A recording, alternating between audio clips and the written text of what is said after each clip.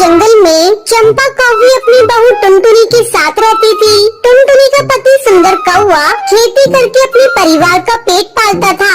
एक दिन बहुत तेज बारिश हो रही थी।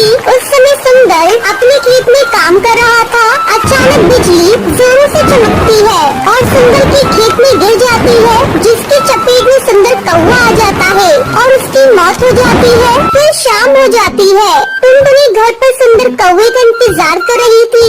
माँ जी, पिंकी के पापा अभी नहीं आए। बहुत देर हो गई है।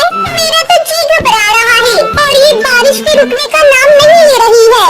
तू ज्यादा सोच मत बहू, मैं अभी जाकर देखती हूँ कि सुंदर बेटा कहाँ रह गया। चंपा कौवी अपनी बेटी को देखने खेत पर जाती है। वहाँ सुंदर कौवे को मरा हुआ देखकर वो जोर जोर से रोने लगती है। हे भगवान, ये तूने क्या कर दिया? एक ही तो घर में कमाने वाला था, तूने उसे भी अपने पास बुला लिया। अब मेरे बहू और पोती का कौन पेट पालेगा? किसी तरह वो रोती बिलखती घर पहुँचती है। टुनटुनी बहू, हम लोग लुट गए, बर्बाद हो गए। क्यों माँ जी, क्या हो गया और ये कहाँ है? जल्दी बोलिए माँ जी, मुझे बहुत डर लग रहा है। बहू, सुंदर को बिजली गिर गई और उसकी मौत हो गई। इतना सुनते ही टुनटुनी बेहोश हो जाती है। थोड़ी देर बाद बड़ी मुश्किल से टुनटुनी को होश आता है।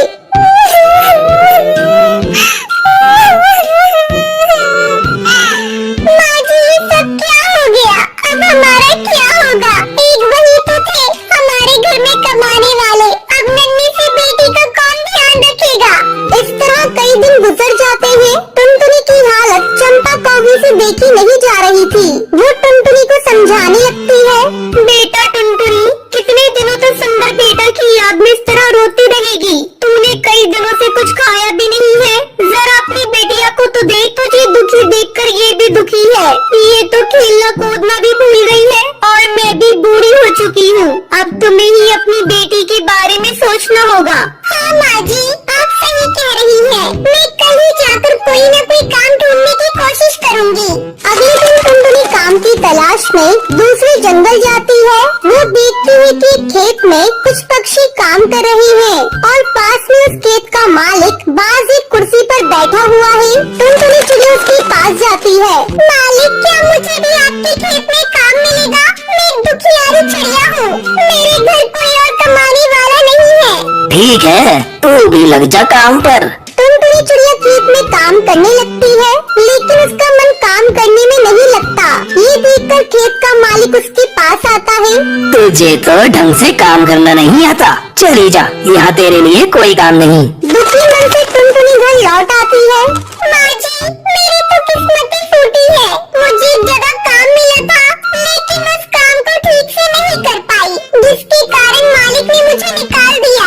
अब तो मुझे अपने परिवार को चलाने के लिए एक ही उपाय सोच रहा है। क्यों न हम लोग अपने ही खेत में आलू उगाएं? आलू की खेती करने में मेहनत भी कम लगेगी और मुनाफा भी ज्यादा मिलेगा। आलू को बेचने की भी कोई समस्या नहीं है। हम उसे शहर में ले जाकर अच्छी कीमत पर बेच दिया करेंगे।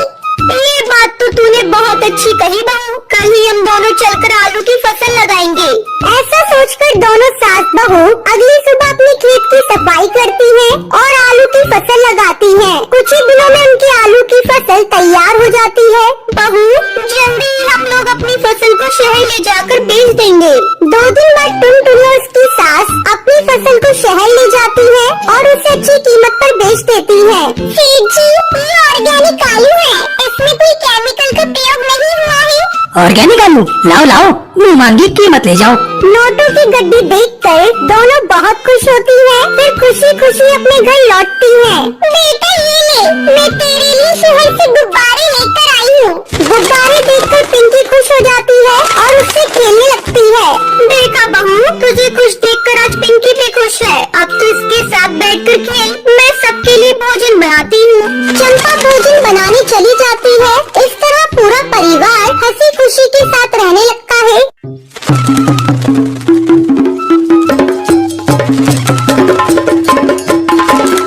टुनटुनी और मोंटू कबूतर की कल ही नई शादी हुई थी। एक दिन मोंटू कबूतर की माँ अपने बेटे और टुनटुनी से कहती है, बेटा तू टुनटुनी को लेकर हनीमून पर चला जा। मैंने तुम दोनों की शिमला की की टिकट बुक कर दी है। लेकिन माँ जी, आप अकेले यहाँ कैसे रहेंगी?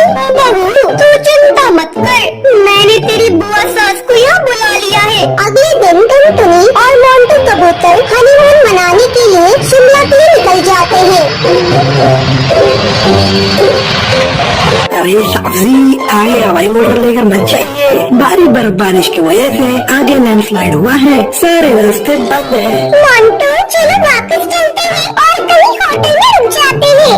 टुनटुनी और मोंटू वापस जाने लगते हैं, तभी एक तेज हवा का झोंका आता है और मोंटू का हवाई मोटर एक पेड़ से टकरा जाता है। इस हादसे में मोंटू की मौत हो जाती है और टुनटुनी घायल हो जाती है। जब टुनटुनी को होश आता है तब वो देखती है वो एक हॉस्पिटल में है। डॉक्टर साहब, मेरी बहू बोल क्यों नहीं रही है? माँ जी, इन्हें सदमा लगा है, जल्दी ही बोलने लगेंगे। कुछ दिनों के बाद मोंटू की माँ टुनटुनी को घर लेकर आती है। घर आकर टुनटुनी की बुआ सास, भाभी, आपको अभी भी समझ नहीं आया? आपकी बहू अपशगुनी है, आते ही इसने अपने पति को खा लिया। जी ऐसा मत कहो, मेरी बहू अपशगुनी नहीं है। मैंने अपना बेटा खोया है तो इसने भी तो अपना पति खोया है। इसमें बेचारी का क्या दोष? पति के गम में न ठीक से खा रही है न ठीक से बोल पा रही है। इसी तरह रोज बुआ सास टुनटुनी को कोसती रहती थी। मोंटू की माँ से टुनटुनी का उदास चेहरा देखा नहीं जा रहा था। ऐसे में एक दिन वो टुनटुनी से कहती है, टुनटुनी तू अपनी पढ़ाई फिर से शुरू कर दे, तू फिर से कॉलेज जाना शुरू कर दे बेटा। माँ जी, उससे पढ़ाई नहीं होगी, मुझे मोंटू की बहुत याद आती है। मैं उसके बिना कैसे जीऊंगी आप बताइए। मेरी बच्ची, होली को कौन टाल सकता है? मैं तुम्हारे साथ हूँ, मैं कल ही तुम्हारा एडमिशन कॉलेज में करा दूंगी। भाभी, तुम पागल हो गई हो क्या? वृद्धा बहू को कॉलेज भेज रही हो? अब तो इसे भगवान का भजन कीर्तन करना चाहिए, ना कि पढ़ाई। देखो दीदी, पहले टुनटुनी मेरी बहू थी पर अब मेरी बेटी है। मैं अब उसकी हर सुख दुख का ख्याल रखूंगी। अगर वो कॉलेज जाने लगेगी तो मोंटू के गम को भी भुला पाएगी और अपने पैरों पर भी एक दिन खड़ी हो जाएगी। अगले दिन से टुनटुनी कॉलेज जाना शुरू करती है। कुछ दिन ऐसे ही गुजर जाते हैं। एक दिन कुछ गुंडे टुनटुनी को छेड़ रहे थे, तभी कॉलेज का एक स्टूडेंट उन गुंडों से भिड़ जाता है। तुम्हें किसने इजाजत दी कॉलेज की चिड़ियों को छेड़ने की? शिक्षा के मंदिर में तुम सब गुंडागर्दी करने आते हो? चलो जाओ यहाँ से, वरना मैं पुलिस को बुला लूंगा। पुलिस का नाम सुनते ही वो कौवे वहाँ से 9-11 हो जाते हैं। आपका बहुत बहुत शुक्रिया, आपने इन गुंडों से मुझे बचाया। इसमें शुक्रिया की क्या बात है, ये तो मेरा फर्ज था। आपकी जगह कोई और लड़की भी होती तो मैं यही करता।